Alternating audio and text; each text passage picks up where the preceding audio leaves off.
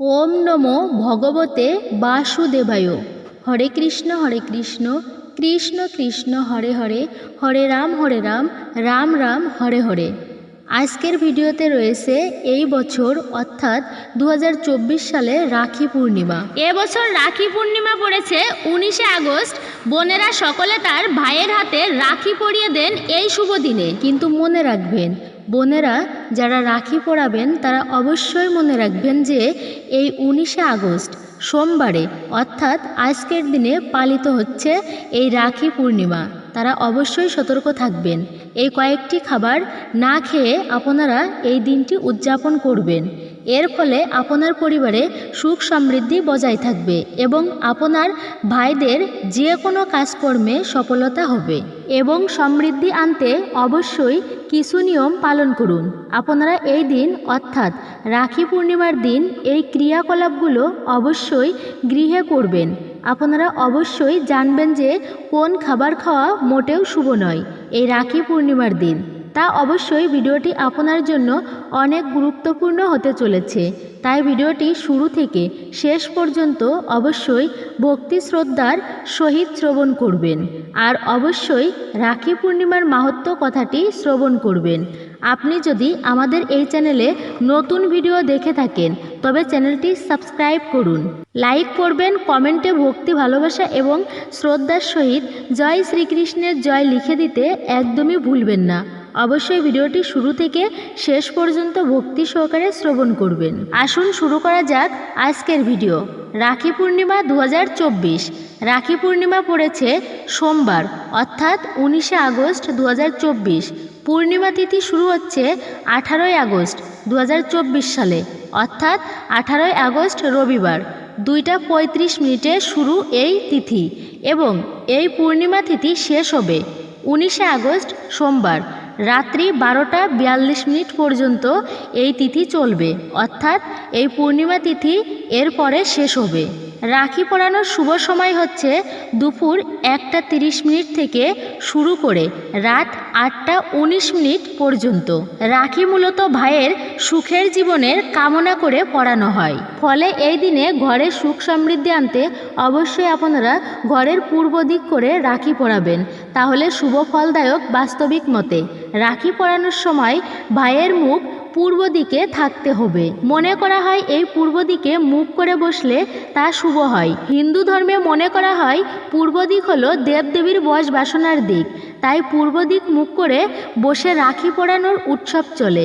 এটা অতি শুভ বলে মনে করা হয়। তবে দক্ষিণ দিকে মুখ করে বসে রাখি কখনোই পরাবেন না।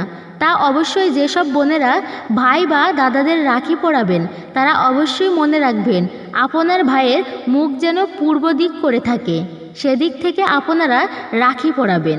শাস্ত্রে বর্ণিত কিছু কাজ এই দিনে যা ভাই বোনদের কিছুতেই করা উচিত নয়। শাস্ত্র অনুসারে এই দিনে এমন কিছু কাজ রয়েছে যা ভাই বা দাদা বোনদের একদমই করা উচিত নয়, যার ফলে সম্পর্কে নেতিবাচক প্রভাব পড়তে পারে। অবশ্যই জেনে নিন কোন কোন কাজগুলির কথা বলা হয়েছে। রাখির দিন ভুল করেও উত্তর পশ্চিম দিকে বসে রাখি বাঁধবেন না। রাখি বাঁধার আগে ভাইকে পূর্ব দিকে মুখ করে বসিয়ে দিন।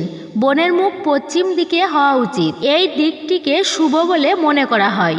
ভুল করেও উত্তর পশ্চিম বা দক্ষিণ দিকে মুখ করে রাখি বাঁধবেন না। রাখির থালায় কখনো ভাঙা বা ভঙ্গকৃত চাল রাখবেন না। ভাইকে তিলক করতে হলে গোটা চাল রাখতে হবে। কথিত আছে তিলকের উপর ভাঙ্গা চাল লাগালে মানসিক উত্তেজনা বৃদ্ধি পাবে। রাখির দিন ভাইদের তাদের বোনদের কালো রঙের জামা কাপড় বা কালো জিনিস উপহার দেওয়া উচিত নয়। এছাড়াও মনে রাখবেন কালো রাখি বাঁধবেন না। আপনার ভাইয়ের কবজিতে কালো রাখির সুতো দিয়ে কখনোই বাঁধবেন না।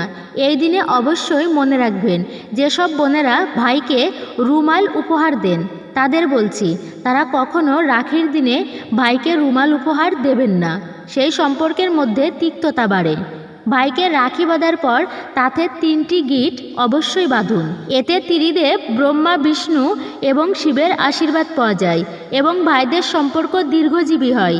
রাখি ভাই বোনদের মধ্যে প্রেম, সুরক্ষা এবং স্নেহ বন্ধনের প্রতীক। ভাইদের কবজিতে পবিত্র সুতো বেঁধে বোনেদের ভালোবাসা, শ্রদ্ধা এবং তার প্রিয় ভাইয়ের মঙ্গল কামনা করে পরবর্তীতে ভাইয়েরা তাদের বোনদের আশীর্বাদ এবং উপহার দেন, যা তাদের সমর্থনকে নির্দেশ করে এবং সর্বদা তাদের সারা জীবন বোনকে রক্ষা করার প্রতিশ্রুতি দেয়। হিন্দু পুরাণের কাহিনী অনুসারে এটা বিশ্বাস করা হয় যে যখন দেবতা দানবেরা যুদ্ধ করেছিলেন এবং ইন্দ্র ও ইন্দ্রের স্ত্রী রাজা বলির কাছে পরাজিত হয়েছিলেন, তখন ইন্দ্রাণী বিষ্ণুর কাছে প্রার্থনা করেছিলেন। তারপর তিনি ইন্দ্রের কবজিতে বাঁধার জন্য একটি পবিত্র সুতো দিলেন। এটি ইন্দ্রকে রক্ষা করেছিলেন এবং তিনি যুদ্ধে জয়লাভ করেছিলেন, কারণ যে কোনো অশুভের বিরুদ্ধে তার সুরক্ষা হয়ে ওঠে। এটা বিশ্বাস করা হয় যে দেবী লক্ষ্মীই ছিল যিনি রাক্ষস রাজা বলির বিরুদ্ধে যুদ্ধ করার সময় তাকে রক্ষা করার জন্য বিষ্ণুর কবজিতে একটা পবিত্র সুতো বেঁধে দিয়েছিলেন। তার আন্তরিকতা অঙ্গভঙ্গিতে অনুপ্রাণিত হয়ে বিষ্ণু তাকে একটি বর দিয়েছিলেন, যা এখন সুরক্ষা বন্ধনের সারমর্ম হয়ে উঠেছে। একইভাবে মনসা দেবী তার ভাই গণেশকে রাখি বেঁধেছিলেন এবং দ্রৌপদী শ্রীকৃষ্ণের আঙুলে একটি পবিত্র সুতো বেঁধেছিলেন যখন এটি তাকে রাজা শিশুপালের হাত থেকে রক্ষা করতে গিয়ে আহত হয়েছিলেন। অনেকেই প্রশ্ন করেন, রুদ্রাক্ষ রাখি ভালো নাকি খারাপ? রুদ্রাক্ষ সহ একটি রাখি ভালো এবং শুভ বলে মনে করা হয়। এটি আধ্যাত্মিক তাৎপর্য বহন করে বলে বিশ্বাস। রুদ্রাক্ষের জপমালা শিবের সাথে যুক্ত এবং এর আধ্যাত্মিক ও ইতিবাচক গুণাবলী। অনেক বোন তাদের ভাইদের জন্য একটি রুদ্রাক্ষ রাখি পছন্দ করেন, কারণ এটি পরিধানকারীদের জন্য আশীর্বাদ ও সুরক্ষা নিয়ে আসে। তা অবশ্যই আপনারা ভাইদের এই দিনে রুদ্রাক্ষ রাখি পরাতে পারেন। এটি অত্যন্ত শুভ। ময়ূর রাখি কি ভালো? ময়ূর রাখি তার প্রাণবন্ত এবং সুন্দর ডিজাইনের জন্য অনেক জনপ্রিয়তা পেয়েছে। ময়ূর তাদের করুণা এবং সৌন্দর্যের জন্য প্রচুর প্রশংসা অর্জন করে। এছাড়াও ভারতের সংস্কৃতিতে ময়ূরের দেখা শুভ বলে মনে করা হয়। অতএব ময়ূরের রাখি পরিধানকারীর জন্য সৌভাগ্য ও সমৃদ্ধি নিয়ে আসে বলে বিশ্বাস করা হয়। কোন কোন রাখি আপনারা এই দিন ভাইয়ের হাতে বাঁধতে পারেন? হীরা বা সোনা রূপা দিয়ে খুঁজে পেতে পারেন 3 ধরনের রাখি। আর 3 ধরনের রাখি খুব বিশেষ এবং ব্যয়বহুল। যদি আপনারা এসব রাখি ক্রয় করতে সমর্থ না হন, তাহলে সবচেয়ে জনপ্রিয় রাখিটি হচ্ছে ফটো রাখি, রুদ্রাক্ষ রাখি এবং আধা মূল্যবান পাথরের রাখি। এইসব রাখি ভাই বোনদের মধ্যে আবেগ প্রবণ রাখে এবং সম্পর্ক অটুট ও শক্তিশালী করে রাখে। মনে রাখবেন, রাখির রং অবশ্যই লাল, হলুদ এবং সবুজ। এটা সবচেয়ে শুভ। কিন্তু ভুল করেও কালো রঙের রাখি আপনার ভাইদের হাতে পরাবেন না। এটি জীবনের সবথেকে অশুভ হতে পারে।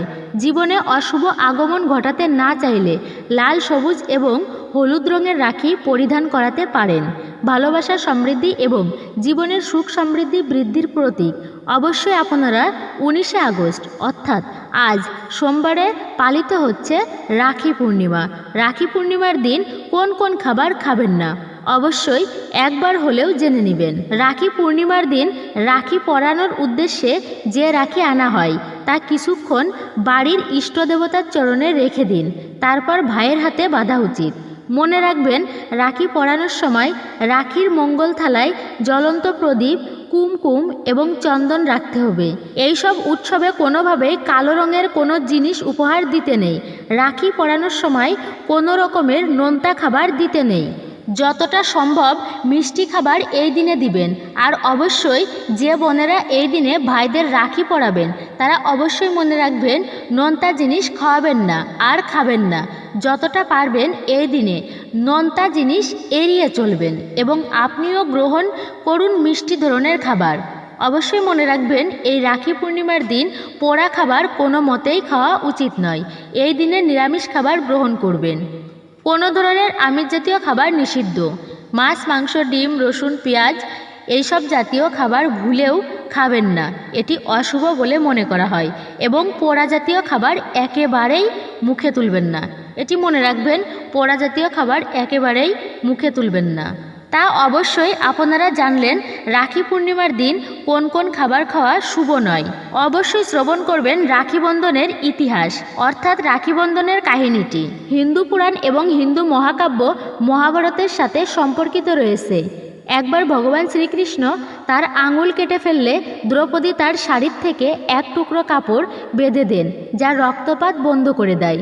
এই ঘটনার পরে কাপড়ের টুকরোটি একটি পবিত্র সুতোয় পরিণত হয় এবং রক্ষাবন্ধনের পবিত্রতা অর্থাৎ তাৎপর্যের প্রতীক। এছাড়াও রাজা বলি এবং দেবী লক্ষ্মীর সম্পর্কে একটি বিখ্যাত গল্প রয়েছে, রাখি বন্ধনের উৎসবকে চিহ্নিত করে। দানব রাজা বলি ছিলেন ভগবান বিষ্ণুর ভক্ত।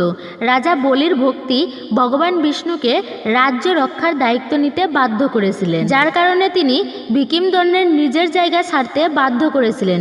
ভগবান বিষ্ণুর স্ত্রী দেবী লক্ষ্মী তার স্বামী থেকে আলাদা থাকতে পারেননি, তাই ব্রাহ্মণী মহিলার বেশ ধরে অর্থাৎ ছদ্মবেশে মহাবলীর রাজ্যে পৌঁছেছিলেন।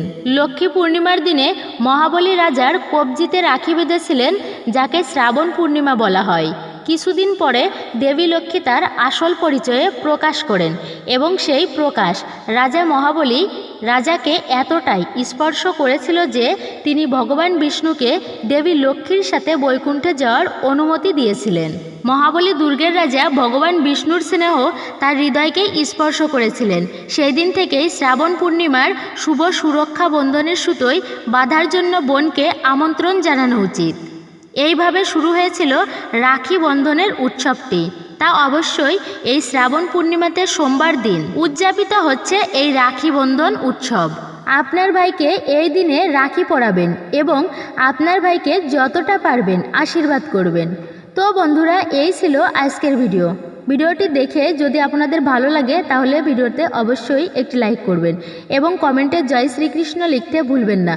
আর যদি চ্যানেলে আপনি নতুন হয়ে থাকেন তাহলে চ্যানেলটি অবশ্যই সাবস্ক্রাইব করবেন, পাশে থাকা নোটিফিকেশন বেল বাটনটি অন করে দিবেন। সকলে ভালো থাকুন, সুস্থ থাকুন, পরম করুণাময় ঈশ্বরের অশেষ কৃপায়।